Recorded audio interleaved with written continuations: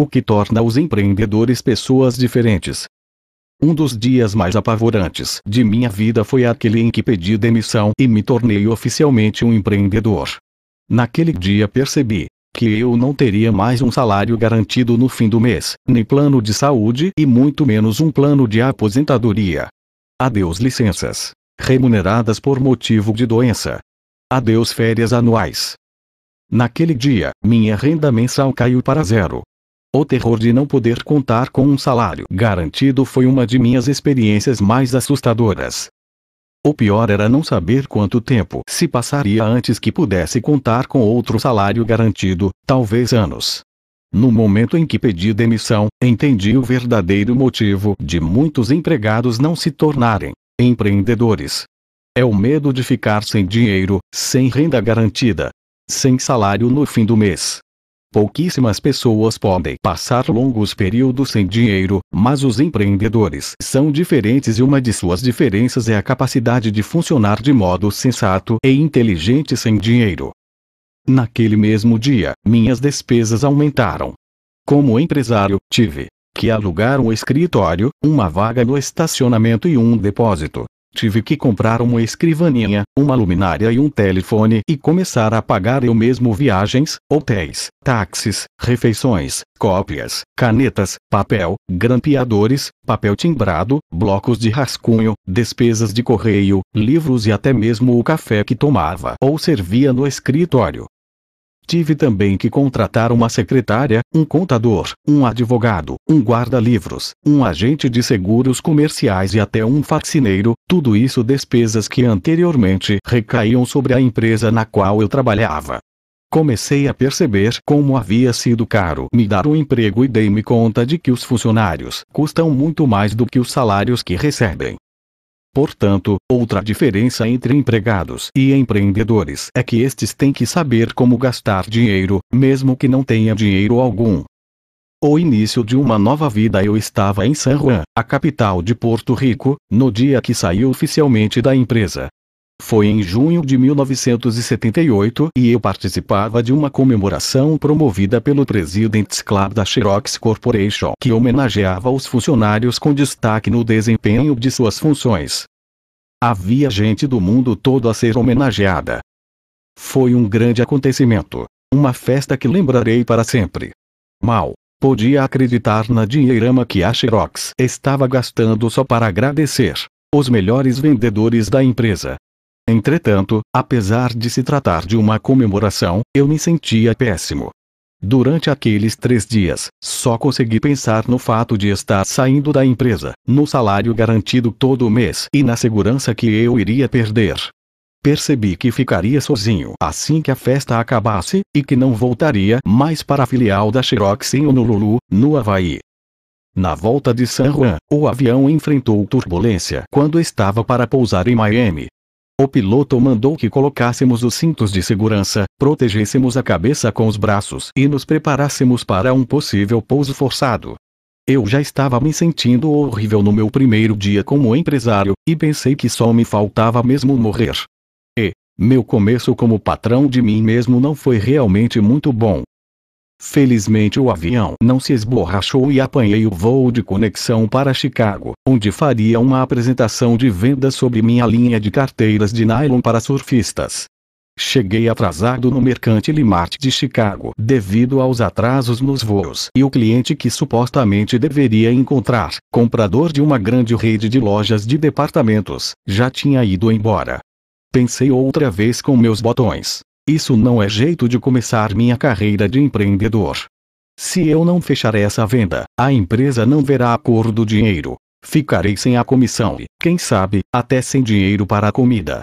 Como gosto de comer, o que mais me incomodava era essa última possibilidade. Existem empreendedores natos. Existem empreendedores natos ou as pessoas têm que treinar para ser empreendedoras. Quando fiz essa velha pergunta ao pai rico, ele disse: não faz sentido perguntar se alguém já nasce empreendedor ou tem que ser treinado. É o mesmo que perguntar se o camarada já nasce empregado ou tem que ser treinado.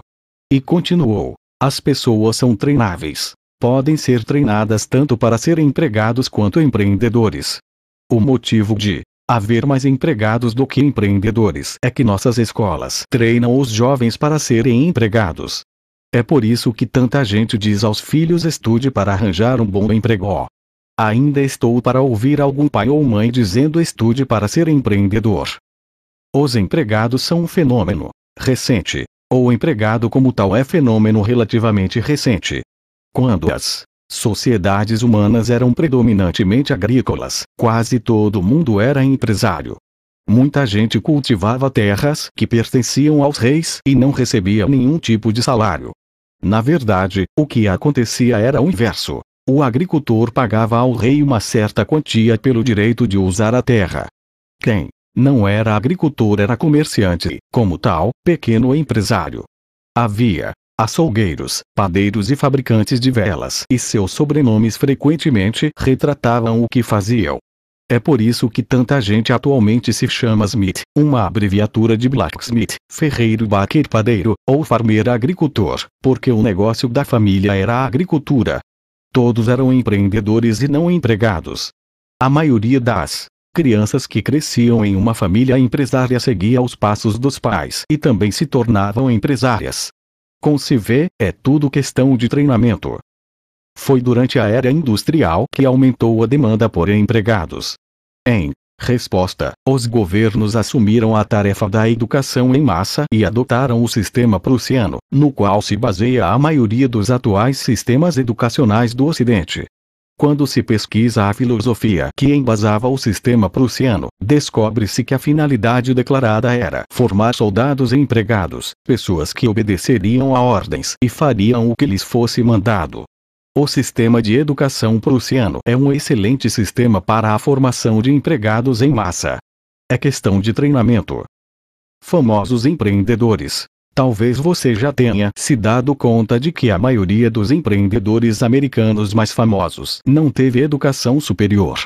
Basta mencionar Thomas Edison, o fundador da General Electric; Henry Ford, fundador da Ford Motor Company; Bill Gates, que criou a Microsoft; Richard Branson, da Virgin; Michael Dell, fundador da Dell Computers; Steve Jobs, da Apple Computers, e da Pixar; e Ted Turner, que fundou a CNN. Existem, evidentemente, outros empreendedores que se saíram bem na escola, mas poucos são tão famosos quanto os mencionados. A transição de empregado para empreendedor. Sei que não nasci empreendedor e tive que ser treinado. Meu pai rico me orientou ao longo do processo de começar como empregado e me transformar eventualmente em empreendedor. Esse processo não foi fácil para mim. Quis desaprender um monte de coisas antes de começar a entender as lições que ele estava tentando me passar. Foi difícil aprender o que meu pai rico tinha para me ensinar, porque o que ele dizia era exatamente o oposto das lições que meu pai pobre estava tentando me transmitir. Cada vez que meu pai rico mencionava o espírito empreendedor, a mensagem subliminar era a busca da liberdade. Cada vez que meu pai pobre falava sobre estudar para conseguir um emprego, a mensagem era a segurança.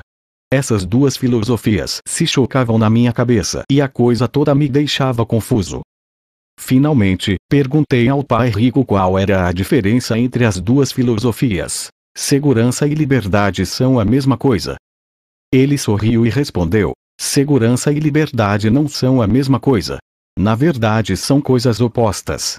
Quanto mais segurança você buscar, menos liberdade terá.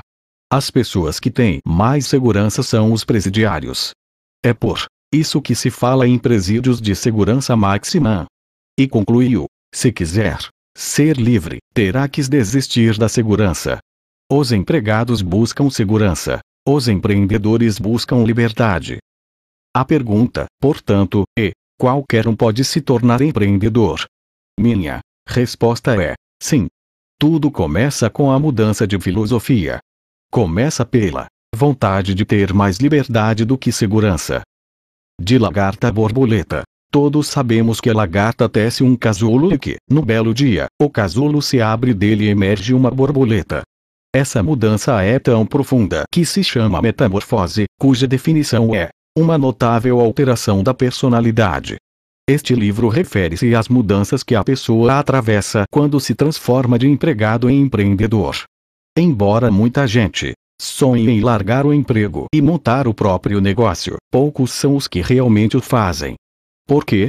Porque a transição de empregado em empreendedor significa muito mais do que mudar de ocupação. Trata-se de verdadeira metamorfose. Livros sobre o espírito empreendedor, escritos por não empreendedores. Eu mesmo li ano após ano uma infinidade de livros sobre empreendedores e a questão do empreendedorismo. Estudei a vida de empresários como Thomas Edison, Bill Gates, Richard Branson e Henry Ford. Li igualmente uma série de livros sobre diferentes filosofias empresariais e aquilo que torna alguns empresários melhores que os outros. Encontrei em cada livro, fosse este bom ou ruim, verdadeiras pérolas de sabedoria ou informação que me ajudaram na jornada de me tornar um empresário melhor. Analisando os livros que li, percebi que estes se enquadravam em duas categorias básicas: os escritos por empresários e os escritos por não empresários. A maioria dos livros era de autoria de não empresários, como escritores profissionais, jornalistas ou professores universitários. Embora cada um desses livros tivesse me ensinado alguma coisa importante, independentemente de quem o escrevera, eu notava que sempre faltava alguma coisa e um dia descobri o que era.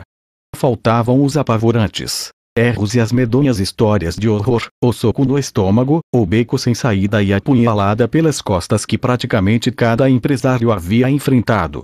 A maioria dos livros retratava o empresário como um homem de negócios brilhante, cortês e frio, que enfrentava com facilidade cada desafio que lhe aparecia. Os livros sobre grandes empresários dão frequentemente a impressão de que eles já nascem feitos, e é necessário admitir que isso é verdade, no caso de muitos. Assim como existem atletas natos e abençoados, existem também empreendedores e a maioria dos livros que li referia-se a gente assim. Os livros sobre empreendedorismo, escritos por professores universitários, têm sabor diferente. Os acadêmicos tendem a apurar o assunto no osso, limitando-se aos fatos e a constatações estáticas.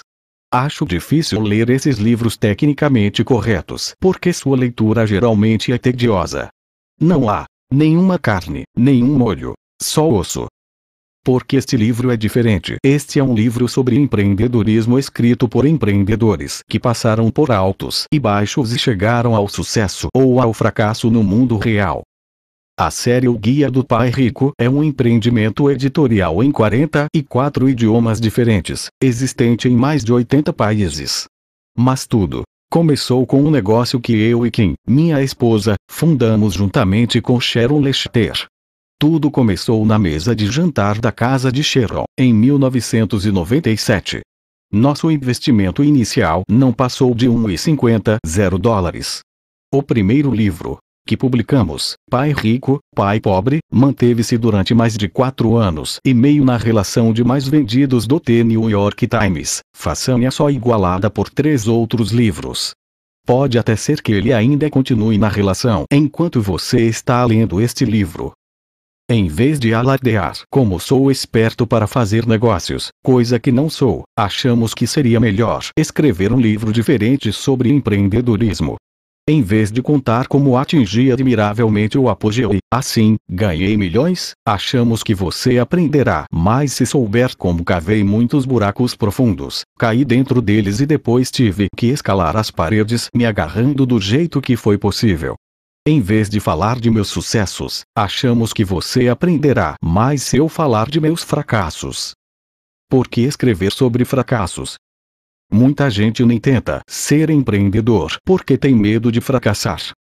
Escrevendo sobre as coisas das quais muita gente tem medo, esperamos ajudá-lo a decidir mais corretamente se o melhor para você é tornar-se empreendedor. Nossa intenção não é assustá-lo, o que queremos é fornecer certa percepção do mundo real, dos prós e dos contras do processo de tornar-se empreendedor. Outra razão para escrevermos acerca dos fracassos é que os seres humanos aprendem experimentando e errando. Aprendemos a andar levando tombos e tentando novamente. Aprendemos a andar de bicicleta caindo e tentando novamente. Se nunca tivéssemos nos arriscado a cair, passaríamos a vida toda nos arrastando como lagartas. Um dos elementos que não encontramos lendo uma infinidade de livros sobre empreendedorismo, especialmente aqueles escritos por professores universitários, foram as agruras e tribulações que os empresários enfrentam. Nenhum desses livros comentou o que acontece emocionalmente com ele quando sua empresa fracassa, o dinheiro acaba, é necessário despedir os empregados e os investidores e credores partem para cima. Como é que a maioria dos professores universitários poderia saber o que sente um empresário que fracassou? Como poderiam eles saber isso, já que emprego e salário garantido, a resposta sempre correta e nunca cometer erros são os fatores mais valorizados do mundo acadêmico? Mais uma vez, tudo questão de treinamento. Em fins da década de 1980, fui convidado a apresentar uma palestra sobre empreendedorismo na Columbia University. Em vez de falar de minhas vitórias, falei sobre meus fracassos e o quanto eu havia aprendido com estes. O público predominantemente jovem fez uma série de perguntas e parecia autenticamente interessado nos prós e contras de se tornar empreendedor. Falei sobre os temores que todos enfrentamos quando se inicia um negócio, e sobre a maneira como eu os havia enfrentado. Falei de alguns de meus erros mais idiotas e da maneira como esses erros haviam se transformado em lições valiosas, que eu nunca teria aprendido se não tivesse errado. Falei do quanto dói ser obrigado a fechar uma empresa e mandar todo mundo embora devido à própria incompetência. Contei também como todos os meus erros me transformaram em um empresário melhor, muito rico e, acima de tudo, em um homem financeiramente livre, que nunca mais precisa procurar emprego. Ao fim e ao cabo, achei que tinha apresentado uma palestra objetiva e realista sobre o processo de se transformar em empreendedor. Algumas semanas depois, fiquei sabendo que a professora que havia me convidado a proferir a palestra tinha sido chamada à sala do titular da cadeira e recebido uma advertência. As últimas palavras do titular da cadeira haviam sido: "Não permitimos que fracassados façam palestras aqui em Columbia." O que é um empreendedor? Agora que já demolimos os professores universitários, é chegada a hora de lhes concedermos algum crédito. Uma das melhores definições do que seja um empreendedor é de autoria de Howard H. Stevenson, um professor da Harvard University. Segundo ele, o empreendedorismo é uma abordagem à gerência que definimos como a busca de oportunidades sem levar em consideração os recursos atualmente controlados. Na minha opinião, essa é uma das definições mais admiráveis do que seja um empreendedor. É nua, crua e brilhante. O poder das desculpas. Muitos querem ser empreendedores, mas há sempre alguma desculpa para não largar o emprego. Eles alegam: 1. Não tenho o dinheiro necessário. 2. Não posso largar meu emprego. Tenho filhos para sustentar. 3. Não tenho bons contatos. 4. Não sou suficientemente esperto. 5. Não tenho tempo para isso. Sou muito ocupado. 6. Não consigo encontrar ninguém disposto a me ajudar. 7. Leva tempo demais para se montar um negócio. 8. Tenho medo. Montar um negócio é algo arriscado demais para mim. 9. Não gosto de lidar com empregados. 10. Estou velho demais. O amigo que chamou minha atenção para o artigo do professor Stevenson disse: qualquer criança de 2 anos é perita em arranjar desculpas. E disse, ainda, a razão para a maioria das pessoas que quer ser empreendedor continuar sendo empregado é que elas têm alguma desculpa para não largar o emprego e dar esse passo baseado na autoconfiança. Para muitas pessoas, o poder de uma desculpa é maior que o poder de seus sonhos. Os empreendedores são gente diferente. O professor Stevenson incluiu outras pérolas no artigo que publicou, especialmente quando comparou empreendedores com empregados ou promovedores com prepostos, como ele os chamou. Segue-se algumas comparações. 1. No que se refere à orientação estratégica. Promovedor é movido pela percepção das oportunidades. Preposto é movido pelo controle dos recursos. Dito de outra forma, os empreendedores estão sempre à procura das oportunidades, sem se importarem muito com o fato de terem ou não os recursos necessários. As pessoas que pensam como empregados se concentram nos recursos que têm ou não têm, e é por isso que muita gente diz: como é que eu posso montar um negócio? Não tenho dinheiro para isso. Um empreendedor diria: garanta um negócio que depois a gente arranja o dinheiro. Essa diferença de filosofia é uma das grandes distinções entre empregados e empreendedores. E era igualmente por isso que meu pai pobre sempre dizia: não posso me dar a esse luxo. Sendo um empregado, ele partia dos recursos que tinha. Quem leu meus outros livros sabe que meu pai rico proibia que seu filho e eu disséssemos: não posso me dar ao luxo. Em compensação, ele nos ensinou a analisar as oportunidades e a perguntar: como é que eu poderia fazer isso? Meu pai rico era um empreendedor. 2. No que se refere à estrutura gerencial. Promovedor. Nivelado com muitas redes informais. Preposto. Hierarquia formalizada em diversas camadas. Em outras palavras, o empreendedor mantém a organização pequena e enxuta, valendo-se do relacionamento cooperativo com parceiros estratégicos para ampliar o negócio. Os empregados querem construir uma hierarquia, ou seja, uma cadeia de comando em que eles ocupem o escalão mais elevado. Este é seu conceito de construção de um império. O empreendedor expande a organização horizontalmente, o que significa terceirizar e não realizar o trabalho internamente. O empregado quer expandir a organização verticalmente, o que significa contratar mais gente. Os organogramas formais são muito importantes para os empregados que pretendem subir na empresa. Este livro mostrará como a The Rich Dad Company se manteve pequena e, mesmo assim, cresceu valendo-se de sólidas parcerias estratégicas com grandes hierarquias como a Time Warner, a Time Life, a Infinity Broadcasting e as grandes editoras do mundo todo. Decidimos crescer dessa forma porque o custo seria menor em termos de tempo, pessoal e dinheiro. Conseguimos crescer mais rapidamente, tornamo-nos maiores, lucramos muito, temos presença global e, ainda assim, continuamos pequenos. Utilizamos o dinheiro e os recursos de outras pessoas para ampliar nosso negócio. Este livro explicará como e por que fizemos as coisas dessa forma. 3. No que se refere à filosofia de recompensa. Promovedor. Impulsionado pelo valor, baseado no desempenho e no trabalho em equipe. Preposto. Impulsionado pela segurança, baseado nos recursos e orientado para a ascensão profissional. Em resumo, os empregados querem a segurança de trabalhar em uma empresa sólida, com salários garantidos e oportunidades de promoção, a chance de escalar o organograma.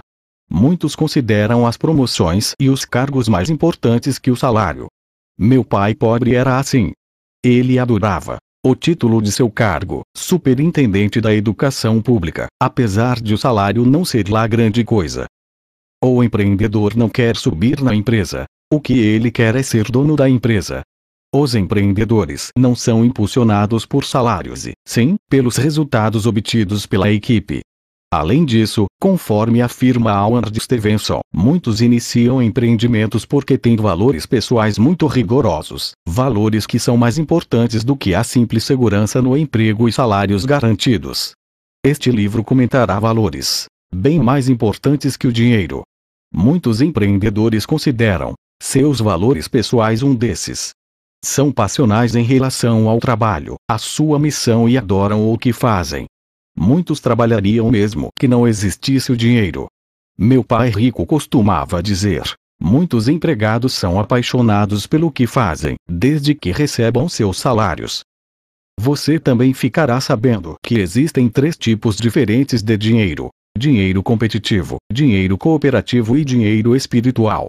A maioria das pessoas trabalha pelo dinheiro competitivo.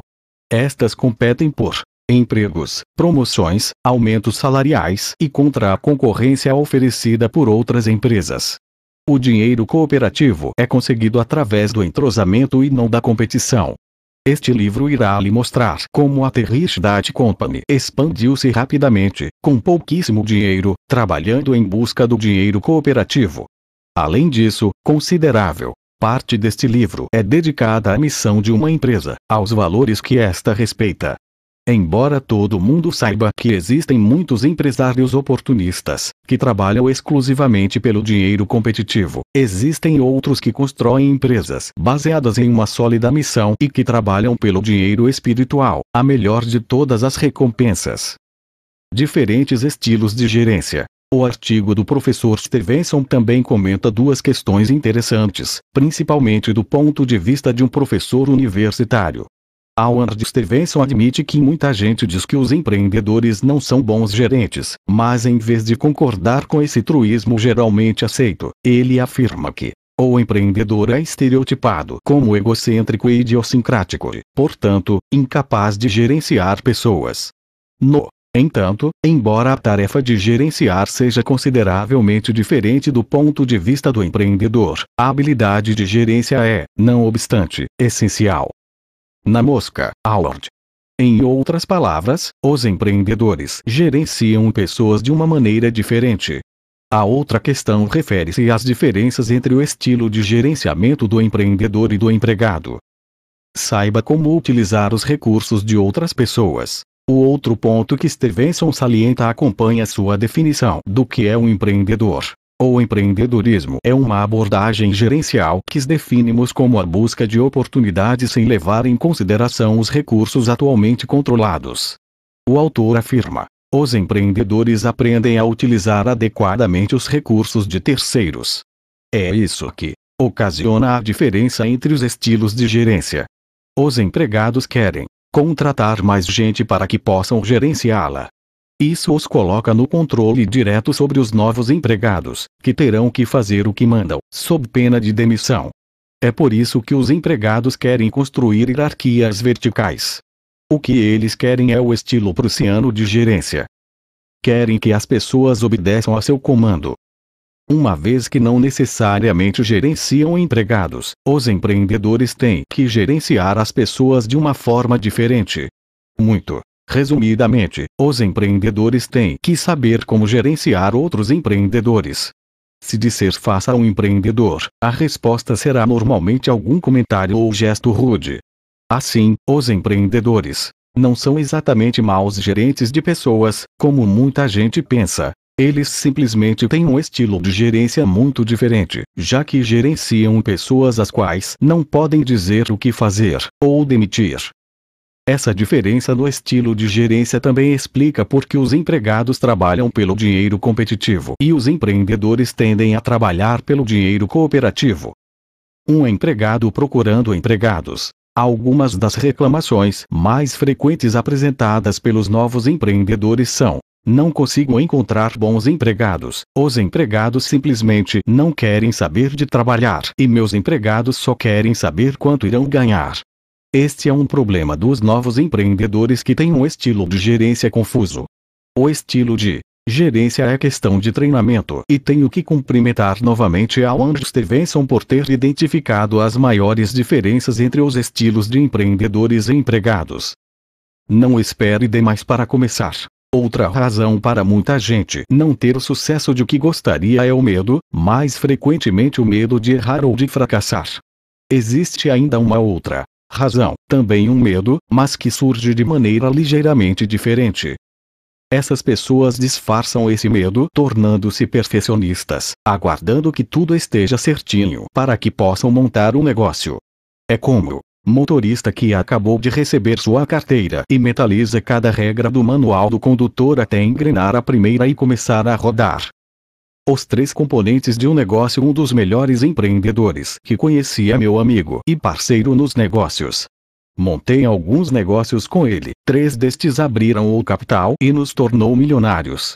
Ao descrever o que um empreendedor faz, esse meu amigo afirma: existem 3 tarefas essenciais quando se monta um negócio. A primeira é achar as pessoas certas. A segunda é achar a oportunidade certa e a terceira é achar o dinheiro necessário. Ele também diz: esses 3 componentes raramente surgem ao mesmo tempo. Às vezes você encontra as pessoas, mas ainda não tem a licença ou o dinheiro. Às vezes você tem o dinheiro, mas ainda não tem a licença ou não encontrou as pessoas. E ele prossegue: A tarefa mais importante do empreendedor é agarrar um componente e em seguida começar a juntar os outros dois. Isso pode levar uma semana ou quem sabe até um ano. Mas quando você já tem um componente, pelo menos já tem um ponto de partida. Em outras palavras, o empreendedor não quer saber se ainda lhe falta um ou dois componentes. Na verdade, o empreendedor não se importa nem mesmo quando ainda não encontrou os 3 componentes. Ele está sempre com o pé apoiado no pedal da embreagem e a mão no câmbio, mesmo que o sinal ainda esteja vermelho. Qualquer coisa que vale a pena fazer pode começar imperfeita. Você já notou que softwares como o Windows da Microsoft têm versões como 2.0 e 3.0? Isso quer dizer que a Microsoft continua aperfeiçoando seu primeiro produto e querendo que você continue comprando as versões melhoradas. Em outras palavras, o primeiro produto da Microsoft não era perfeito, mas mesmo assim foi colocado à venda, ainda que com falhas e bugs. Muita gente não consegue entrar no mercado porque está constantemente aperfeiçoando seu produto. Como um motorista que fica metalizando cada regra do manual, alguns empreendedores nunca entram no mercado porque estão sempre pesquisando, desenvolvendo ou aperfeiçoando seu produto ou elaborando plano de negócios perfeito. Meu pai rico costumava dizer: qualquer coisa que vale a pena fazer pode começar imperfeita. Henry Ford dizia: agradeço a Deus pelos meus clientes. Eles compram meus produtos antes que esses estejam perfeitos. Em outras palavras, os empreendedores dão a partida e vão em frente, aperfeiçoando a si mesmos, seus negócios e seus produtos. Muita gente não sai do lugar até que tudo fique perfeito. E é por isso que muita gente nunca chega a começar. Saber quando se deve lançar um produto no mercado é tanto uma arte quanto uma ciência. Você talvez não queira esperar que o produto fique perfeito, porque pode ser que nunca esteja. O produto tem apenas que ser suficientemente bom, tem que funcionar o bastante para ser aceito pelo mercado. No entanto, se o produto tiver tantas falhas que não funcione direito para as finalidades às quais se destina, não atender às expectativas do mercado ou mesmo chegar a apresentar problemas, será muito difícil reconquistar credibilidade e boa reputação. Uma das marcas do empreendedor bem-sucedido é a capacidade de avaliar as expectativas do mercado e saber quando parar com o desenvolvimento e começar a comercializar o produto. Se o produto for lançado um pouco prematuramente, o empreendedor poderá simplesmente aperfeiçoá-lo e fazer o que for necessário para conservar a boa vontade do consumidor. Por outro lado, a demora no lançamento pode significar a perda irrecuperável do momento ideal, uma janela de oportunidade perdida. Quem trabalhou com as primeiras versões do Windows ainda se lembra de como era frequente o computador travar. Houve até quem dissesse que, como o Windows vinha tão cheio de bugs, deveria ser acompanhado de um inseticida. Qualquer automóvel que enguiçasse tanto quanto o Windows teria sido rejeitado pelo mercado. Na verdade, esse automóvel ganharia a fama de ser um abacaxi e o fabricante seria obrigado a retirá-lo do mercado. O Windows, entretanto, teve um sucesso fenomenal apesar dos bugs. Por que isso aconteceu? Bem, o Windows atendeu a uma necessidade existente no mercado e não deixou totalmente de corresponder às expectativas. A Microsoft percebeu a janela de oportunidade e lançou o produto